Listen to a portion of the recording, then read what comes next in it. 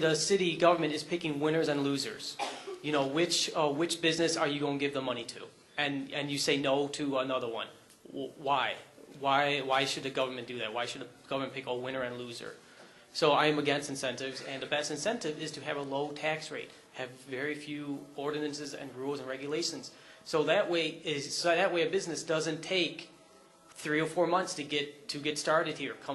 Because they need to comply with all the rules and regulations. So that way a business can come here and immediately start, generating the jobs that are needed for the city of Elgin.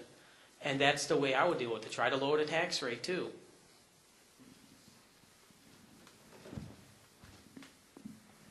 Well, obviously, we cannot provide cash incentives to builders or developers to come here and build new housing, either single-family housing or multifamily housing. So there have to be other ways that we can provide incentive to them besides cash. Perhaps publicity for whichever developer comes here to build whichever type of housing would be a good way to provide them an incentive. Also, possibly the City of Elgin could contact large corporations to find out if they would sponsor a part or a full area of housing to be developed here in Elgin, and to have it probably named as their own development. So maybe we can try with large corporations to get their name in our town, and maybe we can get them to open a business here also. In today's economy, I don't see any incentives being used for the next 4 years. With the housing market the way it is and where the economy is going, I think that would be the last thing that we have to look at for the next 4 years. I believe the city will show less aggressiveness in the next 4 years regarding giving incentive to developer. There's no way we could be that aggressive as we were. But let me bring you back to 1992 when I came to Elgin for the first time, and I was working on Grove Avenue. I mean, there was disturbing. See the picture that I was able to see. 17 years later, I can walk down the same street and you see the changes that we have been able to make. Have we been aggressive? I think sometimes we have been aggressive. But let me stretch this out again. Without economic development opportunities, we cannot bring the revenue that we need to have to be able to enhance the city's revenues. We have to pay for city services, employees, all those things. And the only way we could do that is by investing money in economic development opportunities. I think the city has created a base right now in downtown. I don't think that we should be now saying aggressiveness that we were before. Thank you. Well, as I understand the question was about residential development. And Elgin has 3 things that residential developers need. We have land, we have water, and we have sewer capacity. The developers will come to us. I don't think that we need to be incentivizing residential construction. Now, on the other hand, economic development, that's a little bit of a different situation.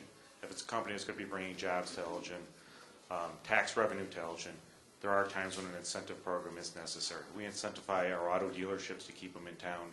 Some of those programs are very good. So you have to differentiate between the 2 types of programs.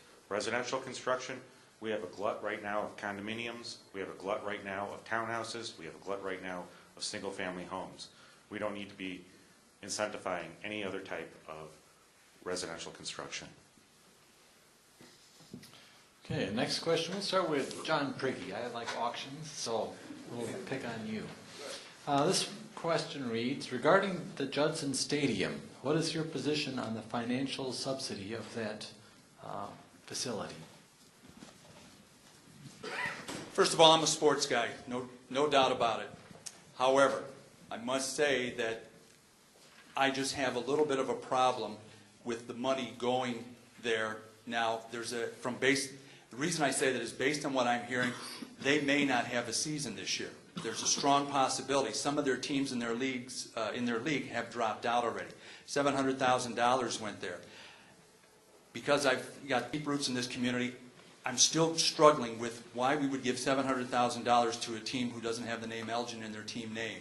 And I understand we're not giving the money to a team, but I think maybe somewhere along the line we could have maybe thrown that in.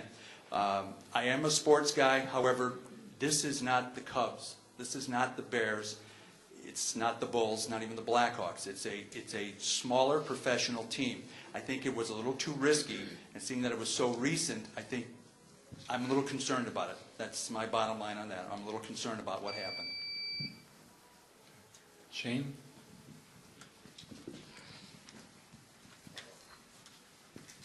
I am against any subsidies for sports stadiums or whatever. So I will be against it. If I was elected 4 years from now, I would still be against it when I'm 85. I don't think that's the proper use of government tax money, is to fund a sports team. Your taxes should be used to provide city services, not some venture, sports team or any other organization. That's not why we pay taxes.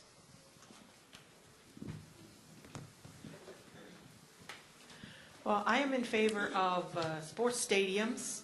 However, at the present time, I think this is something that would need to be put on the back burner because we really can't afford it now. And if the money was allocated before this crisis became so evident and so bad, possibly there's something that can be done to compensate the city back. But yes, sports stadiums are very good, they're very nice, and they can be used for things other than a local team, of course. All kinds of events can be held there, and money can be recouped that way. However, like I said, it seems like this is something that needs to be on the back burner for right now, maybe for a couple of years, because of the economic crisis right now. I did support the sports stadium. I look at it as a form of economic development. Hopefully we could have softball tournaments, bring in teams from around the country, and when they come in, they stay at our hotels, they eat at our restaurants, they spend money, and that's one way to do economic development. I did support the Johnson Stadium for the following reason. Entertainment. Sometimes we ask, where are we going to go today? This weekend, I think there is a venue for this community to go to and be able to bring the family and enjoy. Second, I think it's a support to the business community. We need to bring people to Elgin so they can spend money in restaurant, hotels. I also support it because of the employment. I mean, it will not create a huge amount of employment, but I think it will create some opportunities for people to be employed at the stadium. Thank you. It's interesting that we spent $700,000 to build a softball stadium at a private college. Dr. Sam, would you like $700,000 to build a softball stadium at a public community college? I think the answer would probably be yes from him. But our relationship's great with Judson College right now. What happens if that relationship deteriorates? And Judson College says, we don't want to let you on our campus anymore. We want to have a softball tournament there, and they're having a graduation ceremony there. By having it at a public arena, I think that would work out much better for us. The softball team bringing it into Elgin, we're also planning on building them a softball stadium. So this was $700,000 that we were going to abandon and leave at Judson College. It's a pretty good deal for Judson College. Then we had to spend $20,000 in sand being dumped into the river illegally.